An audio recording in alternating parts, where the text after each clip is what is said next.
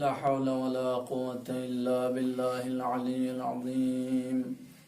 أعوذ بالله من الشيطان الرجيم. بسم الله الرحمن الرحيم.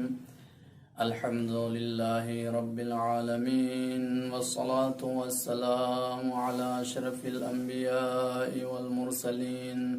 خاتم النبيين، مولانا ومولى الثقلين، أبي القاسم المصطفى محمد وعلى آله الطيبين الطاهرين المعصومين، لا سيما مولانا وصيه العاشر الإمام الظاهر أبي الحسن علي بن محمد الهادي النقي. أما بعد، فقد قال مولانا علي بن محمد الهادي النقي عليه الصلاة والسلام: الدنيا سوق ربح فيها قوم وخسر آخرون. صلوات پڑھیں محمد اللہم صلی علی محمد. جیسا کہ آپ حضرات جانتے ہیں، آج ماہ رجب المرجب کی 3 تاریخ ہے، جو ہمارے اور آپ کے 10ویں امام حضرت امام علی نقی علیہ الصلوۃ والسلام کی شہادت کی تاریخ ہے. لہٰذا سب سے پہلے میں اس عظیم سانحے کی اور اس عظیم واقعے کی امام زمانہ عجل اللہ تعالی فرجہ الشریف کی بارگاہ میں اور تمام مراجع اعظام، علماء اعلام بالخصوص، تمام عالم اسلام بالخصوص عالم تشیع کو تعزیت و تسلیت پیش کرتا ہوں. امام علی نقی علیہ الصلوۃ والسلام، جیسا کہ آپ جانتے ہیں کہ 5 رجب سن 212 میں آپ نے کائنات کو اپنے نور وجود سے منور کیا، اور زیادہ دنوں تک آپ کو باپ کے زیر سایہ رہنے کا شرف حاصل نہیں رہا. 6 سال کی عمر تھی جب آپ کو آپ کے پدر بزرگوار امام محمد تقی علیہ الصلوۃ والسلام کو جبراً مدینے سے بغداد کی طرف طلب کر لیا گیا. حکام جور نے صرف آپ کے پدر بزرگوار کو اپنا خار چشم نہیں سمجھا تھا، بلکہ جبکہ آپ کا بچپنا تھا، آپ کو بھی اپنے راہ کا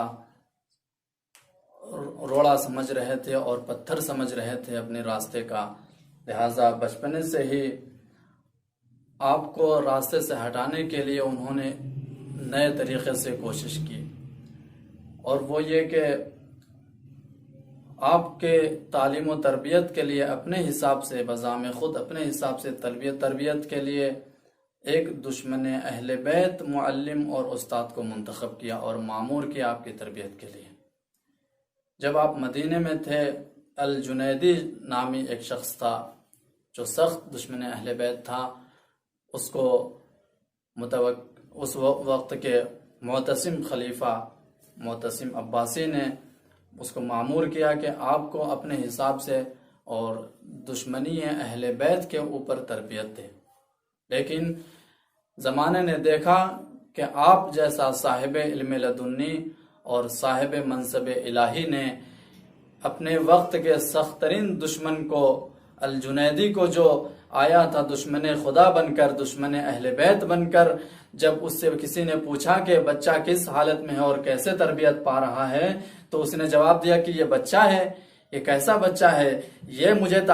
میں اسے تعلیم نہیں دے رہا ہوں، بلکہ یہ مجھے تعلیم دے رہا ہے. اور زمانے نے دیکھا کہ جب وہ جاتا جاتا گواہی دیتا گیا کہ میں اب دشمن اہل بیت نہیں بلکہ محب اہل بیت اور دوستدار اہل بیت بن گیا. ایک صلوات پڑھیں محمد و آل محمد پر. اللہم صلی علی محمد.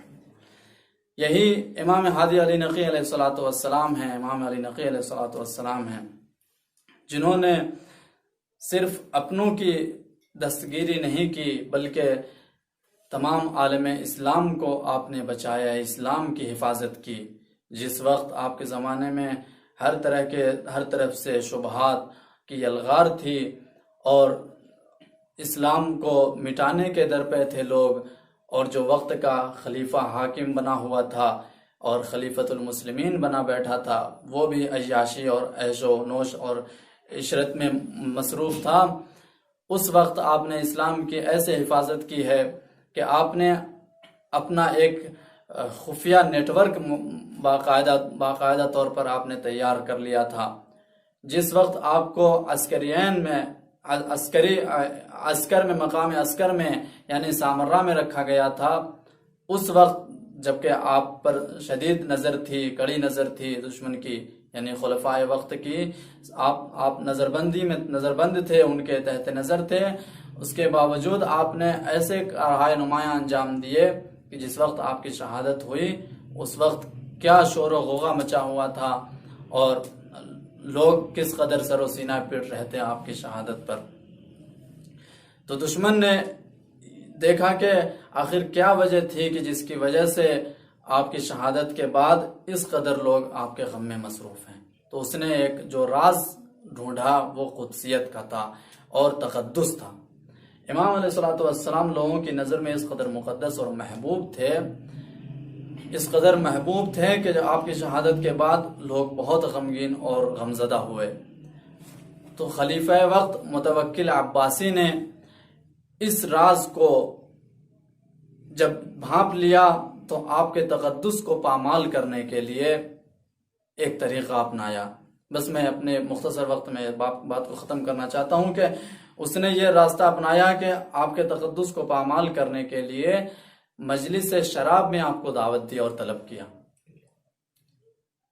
ایک عزت مند آدمی، ایک عزت دار، وہ بھی ولی خدا، امام منصوص، اس قدر محترم شخصیت کو جب کسی ایسی مجلس میں دعوت دی جائے تو بتائیے لوگوں کو خبر ہوگی تو ان کا نظریہ کیا ہوگا، کیا چیمیگوئیاں کرتے ہوں گے۔ لیکن امام علیہ السلام نے اپنی وہ حکمت عملی اپنائی کہ مجلس شراب کو مجلس واعظ میں تبدیل کر دیا، اور وہ متوکل عباسی خلیفہ جو اپنے شراب کے نشے میں چور تھا اور ظلم و جبر کا عادی ہو چکا تھا، وہ جب آپ اپنے مجلس سے رخصت ہو رہے تھے تو اس نے باقاعدہ آپ نے جب نصیحت کی تو وہ بے ہوش ہو گیا تھا اور آخر میں اس قدر متحول ہو گیا تھا کہ آپ کو جاتے جاتے عزت مندانہ طور پر رخصت کیا اور ایک ہدیہ بھی پیش کی۔ امام علی نقی علیہ السلام کو جب ایسی مجلس میں پیش کیا گیا جس وقت شراب نوش کی جا رہی تھی، شراب پی جا رہی تھی، وہ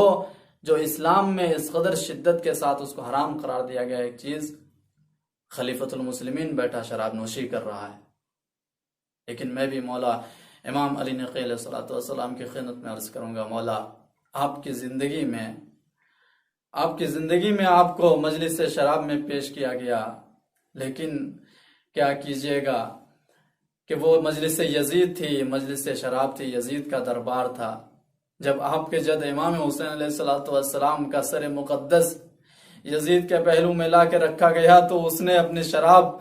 بچی ہوئی شراب کے امام علی مقام کا سر جس تشت میں رکھا ہوا تھا اس تشت میں ڈال دیا۔ واہ مصیبتہ، انا للہ و انا الیہ راجعون، وسیعلم الذین ظلموا۔